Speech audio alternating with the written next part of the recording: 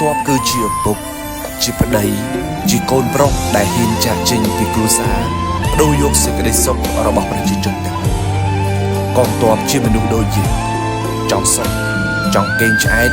ចង់ហូបឆ្ងាញ់ចង់ជួបជុំប្រពន្ធកូនតែដោយសារតែកាតព្វកិច្ចនិងការទទួលខុសត្រូវពួកគាត់សុខចិត្តលះបង់សាច់សោះឈាមស្រស់ដើម្បីក្តីសុខរបស់ប្រជាជនតែយើងមានតែមួយទេ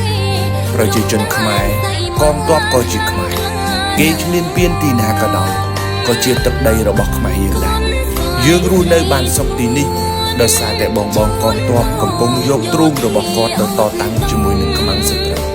កងទ័ពមិនដែលប្រាថ្នាអ្វីពីយើងទេសូមឲ្យតែប្រជាជនរស់បានសុខ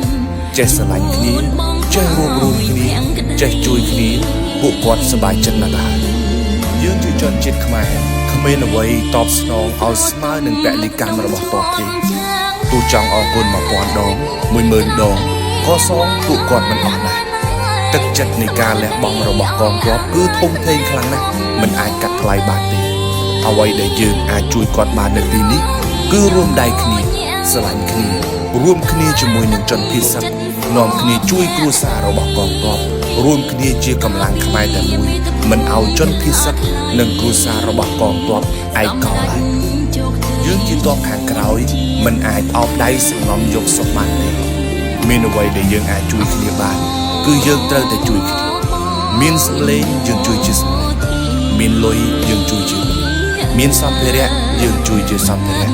មានកម្លាំងយើងជួយដោយកម្លាំងមានឈាមយើងជួយដោយឈាមមិនមានជួយអ្វីធំដុំត្រឹមតែមិនផុសមិនចែកចាយរូបភាពការចល័តទ័ពលេនឋានទ័ពជួយរក្សាសុវត្ថិភាពកងទ័ពរបស់យើងផងដែរពេលនេះបើយើងមិនរួមគ្នាយើងគ្មានផ្លូវទេយើងរួមគ្នាយើងនឹងឈ្នះតិចក្តីច្រើនក្តីសូមងើបទៅចូលរួមជាមួយនឹងមូលនិធិដែលនៅក្បែរអ្នកបំផុតព្រោះយើងជាខ្មែរតែមួយ